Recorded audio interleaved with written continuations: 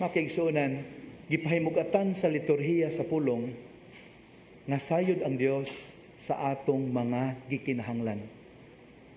Ikaduha, iya kitang hatagan sa labing makaayo kanato. Maunay mensahe sa mga pagbasa o sa salmo. Apan ang pangutana, mao kini, giunsa man kini sa Dios sa pagpatagamtam kanato nga iyang katawhan. So walay question sa kamatuoran nga gihisgutan sa Ebanghelyo.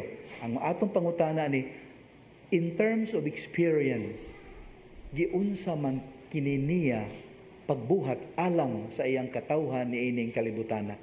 Ang kasulatan nagingon kanato mga kaigsuonan nga lata sa katuigan nagpadala ang Ginoo og mga mensahero aron pag-atiman sa iyang katawhan haron dili mahisalaag. Apan pag-abot sa hustong panahon, iyang gipadala ang iyang bugtong anak.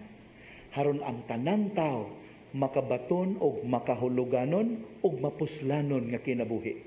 Di ba nindot na siya nga matang sa kinabuhi? Meaningful and purposeful. Mao kanay gitanyag sa Ginoo diha ni Kristo. Unya si Kristo nagtudlo kanato, it's okay to care for your bodies. It's okay to attend to your physical needs. Sanglit ang atong lawas, templo man sa Espiritu Santo. So atong atimanon, mukaon ta, muinom, mupahuway, ato kining bistihan, atong atimanon. Pero samtang nagbuhat ta ni ana, ang Ginoo gatudlo nato, ilabi na sa atong panagtigom karon, ayaw kalimti ang laing bahin sa imong pagkaanak sa Dios. Ayaw kalimti ang imong kalag. At timan na usab ang imong kalag. Kay usahay, mahigot ta sa earthly needs nato nga mga tao. These are legitimate needs, pero earthly. Sa ato pa, lumalabay na ay katapusan. Pangandaman yun unta nato sa mas doble nga paningkamot, ang dili mulabay, ang hangtod sa hangtod. Ug mao kining atong kalag, kaway kamatayon, kinahanglang andamon alang sa kinabuhing dayon. Tanawa gud sa gibuhat sa piniling katawan sa first reading. Very stupid yun. Kabantay mo sa kadako sa gasa nga gihatag sa Dios kanila, from being slaves, they were set free. Nahimo na silang gawas nun. Slave for how many years under Egyptian rule? Gitagaan sila kagawasan. Tanawa unsay giyaw-yaw sa mga kanahan. Sa dihang nagsugod na ang gutom, nihit na ang supply, unsay yaw-yaw sa mga yabag. Mamauli tayo, may pa dito, slave tinuod ta pero busog ta, sakto tag kaon. Tanawa ang gilang Ginoo na kaon. Ang dakong gasa, freedom. Ayaw na. Importante, busog. Di ba inana ang tao makaigsuonan? Kadaghan ang nihimo og dautan, aron lang kuno mabuhi. Kadaghan ang nagpakaulaw sa ilang kaugalingon, aron lang mabuhi. Kadaghan ang naghimo og dautan, aron lang kuno mabuhi. Tanawa god, di ba nilipang ang food industry.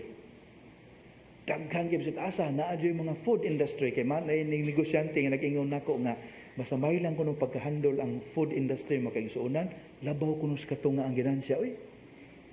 Dako gyud kuno. Masamay ng pagkahandle niya, may pagkahimog feasibility study. Sa ato pa indikasyon na nga ang tao mukaon gyud. Pero tanawa kuno ang mga negosyo mahitungod sa espirituhanong kinabuhi. Religious bookstore, religious store, nilipang ba? Daghan ba kay branches? Mag-ilog ba ang mga tao franchise? Wala. Naamang gani sa mall, puting gamaya. Kaya mo rin ma-afford og abang monthly. Kani ato ang endeavor, kaning CCTN. This is an expensive apostolate. Unya, nilipang ni, Ginoo Luuyas founders, sige tapar sa operational expenses.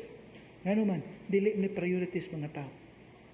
So if there is any indication about all these things, kaning naobserbahan nato, tinuod yun ang sa Ginoo, do not work for food that perishes. At man na inyong lawas, pero ayaw ito kalimti ang inyong kalag. Mao na nga giingon sa Ginoo, duol mo nako. Okay na, mangita mo nako, pero dili aron mangayo. Dili aron magsigilag ngal-ngal sa pagkaon nga lumalabay. Duol mo kanako, pagkigsuod kanako, kay ako ang pulong sa kinabuhi. O ang pulong sa kinabuhi nga akong gilitok, may maghatag kaninyo kinabuhi. Unya kining maong pulong sa kinabuhi makigsuunan nahimong tao. Nya mo ni atong kalawaton few moments from now. Mo ni hagit kanato at timanon usab ang atong mga kalag. Pinaagi sa kumpisal, pinaagi sa pagampo, pinaagi sa mga sakramento, atong atimanon usab ang atong kalag sama sa pag-atiman nato sa atong lawas. Kung di ta mo kaon og tarong, di ta mo pahuway, di ta mo inom sa husto, sa resulta masakit di ata. Unsa kay kahimtang sa atong kalag karon? Di ba kani murag daot na kaayo? Ha, unsa kay kahimtang sa atong kalag? Mentag atong ukirag atong kalag ma-overweight. Pero kung malnourished na, there's something wrong. Munang Ginoo nagpinomdom kanato nining Domingo ha. At imanon nato ang atong mga kalag twice sa atong pagatiman sa atong mga physical needs ni ining kinabuhia. Unya usa sa paagi sa pagbuhat ni ana mao ang pagpaminaw sa iyang pulong. Kay kining maong pulong nahimong tao ug atong makalawat diha sa santos nga misa. Hinaot paunta. Amen.